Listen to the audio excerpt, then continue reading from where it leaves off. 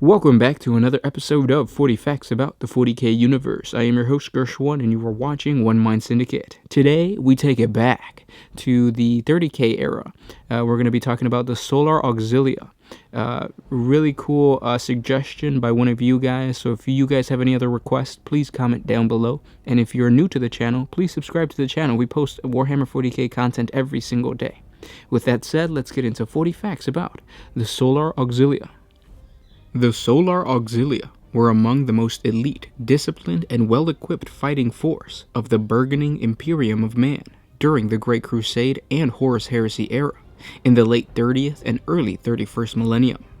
As their name might suggest, the origins of the Solar Auxilia lies in the Sol system and on Terra in the earliest days of the Great Crusade.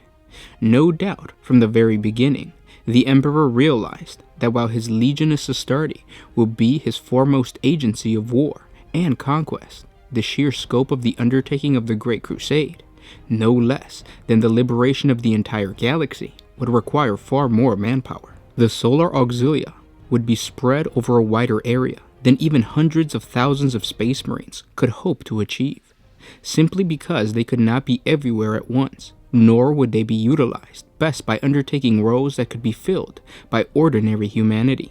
From this reality, the Exertus Imperialis, or Imperial Army, was born. Billions of second-line and support troops, functionaries, laborers, void crew, logisticians, adepts, and staff officers, and the countless quantities of weapons, equipment, and war machines, all to make the Great Crusade a reality.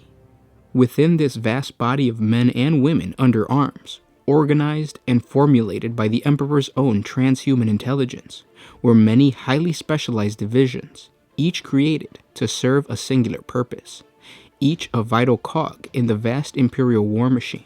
The Solar Auxilia was one such purpose-created division.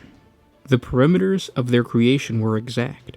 The raising of a large body of frontline soldiers whose principal theater of war would be the void and hostile environments of all kinds, both to support the Legionis Astartes and, by deployment, free them for concentration frontline operations. Where the Space Marines were to be foremost the hammer of the Great Crusade, the Solar Auxilia were to be its pathfinders and its watchmen.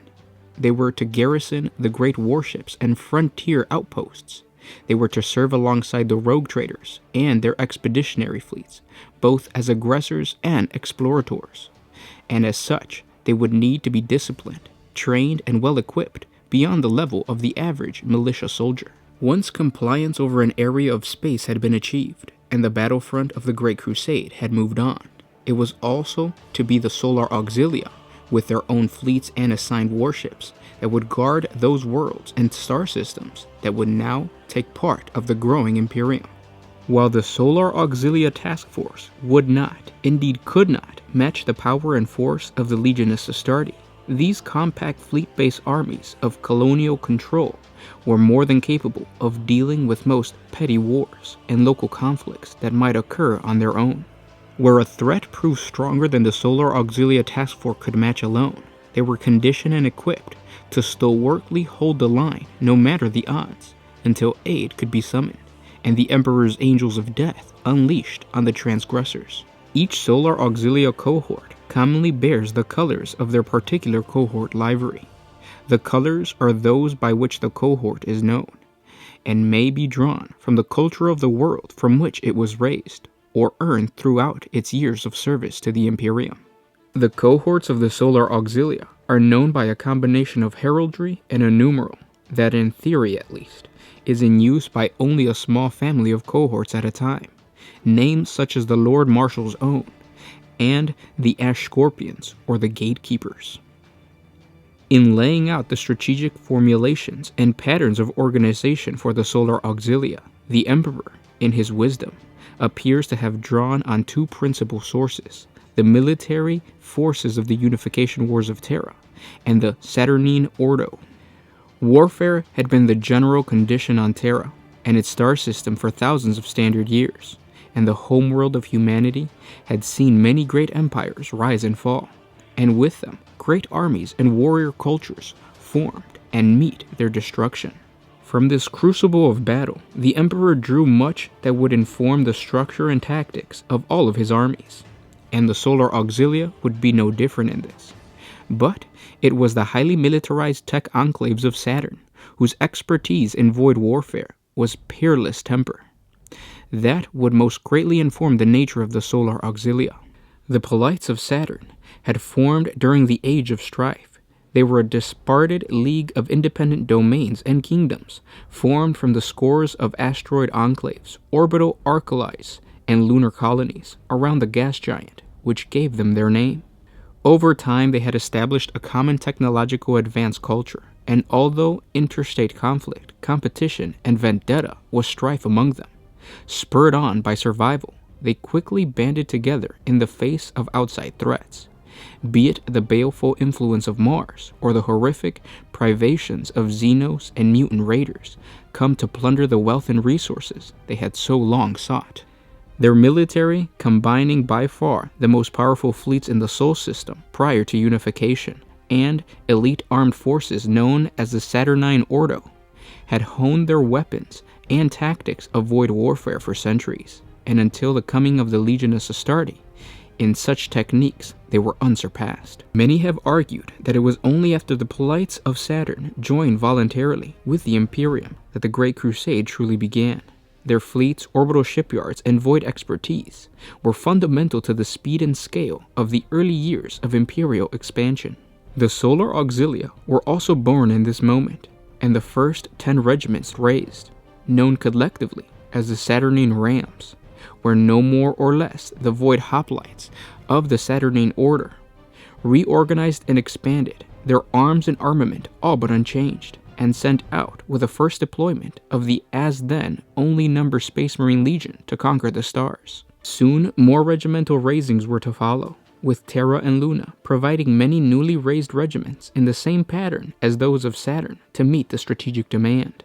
These regiments were deployed with the same proven types of weaponry and equipment taken from the Saturnine prototypes, and rendered to the Mechanicum for approval, modification, and mass production, including the highly effective and robust Saturnine Void Armor, which would serve to single out the Solar Auxilia's particular appearance throughout the Great Crusade. This war gear was supplemented with additional variant weapons and equipment designed with hazardous environments and void used by the augmented humans in mind. This became known as Solar Pattern, a designation provided by the Mechanicum in keeping with the Solar Auxilia force for which they were intended. As the Great Crusade progressed, the effectiveness of the Solar Auxilia as a distinctive military concept and cohort fighting force was proven time and again, and the strategic demands of ever-expanding expeditionary fleets and the galactic territory they conquered demanded that the Solar Auxilia be raised in increasing numbers. Terran's system alone could not meet this growing demand, and so the Solar Auxilia pattern was used as an imprint elsewhere, and soon regiments and larger cohort formations were being raised across the Imperium, often set up as corps of experienced junior officers and non-commissioned ranks from existing regiments. These raisings were most common in star systems with an established tradition of void-capable military and privateer forces, and in many cases served to absorb such a culture more readily into the Imperium, particularly if armed struggle had been needed to subdue it into Imperial compliance. Such Solar Auxilia cohorts were normally then sent far from their origin stars, thus severing ties with their homeworld and reducing any potential for later rebellions there.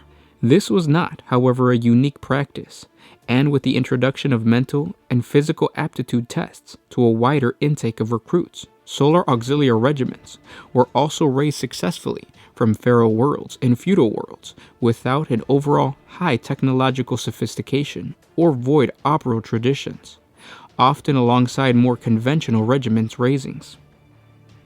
The most successful of these cohorts combined the savagery and elan often found on such warlike worlds with the discipline and firepower that the Solar Auxilia was rightfully famed for, forming a truly deadly combination. Famous incidences of this included both the Scythonian headhunters which were to accompany the 63rd Expeditionary Fleet of War Master Horus, and the Cataract Tar Scarborn, who entered into legend as the only non-Legionus Astarte force to survive the Kraven onslaught on Perdition Gates.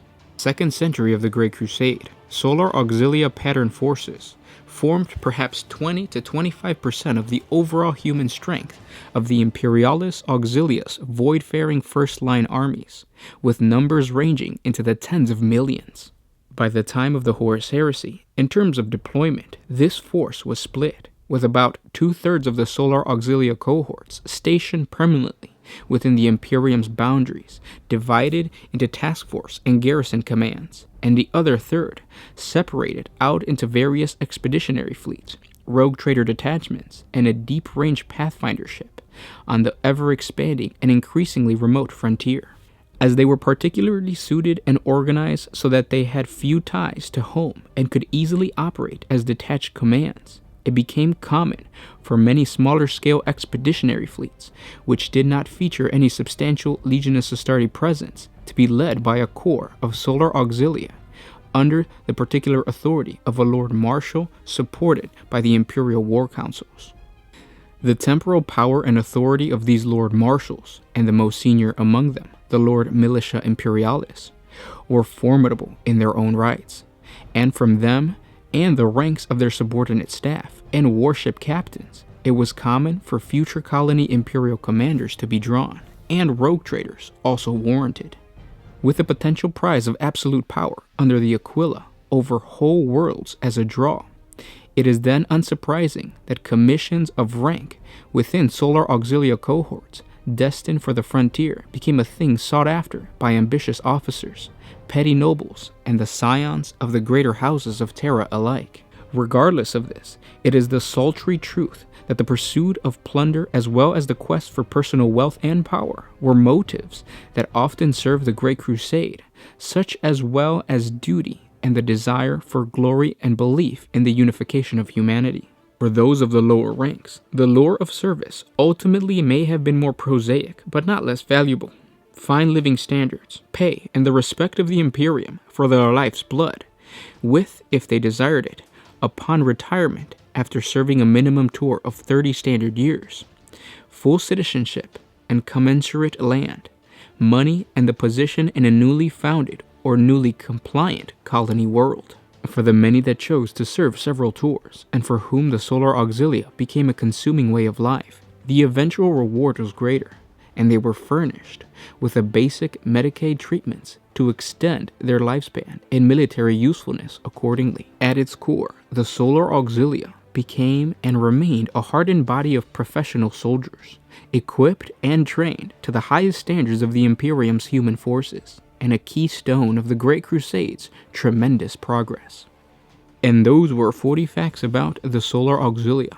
Thank you so much for making this request. It's always fun to go back into 30K and talk about what regiments and what units existed back in those days of the unification of Terra and, of course, of the Great Crusade. So thank you so much for making that suggestion. If you guys have any other requests, please comment down below. And again, guys, thank you so much for liking, commenting, and sharing. Because of you, we can continue to post more videos. We're really trying hard to create news videos. As you could see, we did one last week. We did one this week. So with your support of commenting down below, of liking, of sharing on Facebook, it's going to help us create news videos for you guys. If you want to support us a little bit more, jump on over to Patreon. A simple $1 a month helps us create videos. And again, guys, if you can't, simply by liking, commenting, and sharing, it helps. I'll see you guys tomorrow. This was Gershwin with One Mind Syndicate, signing out.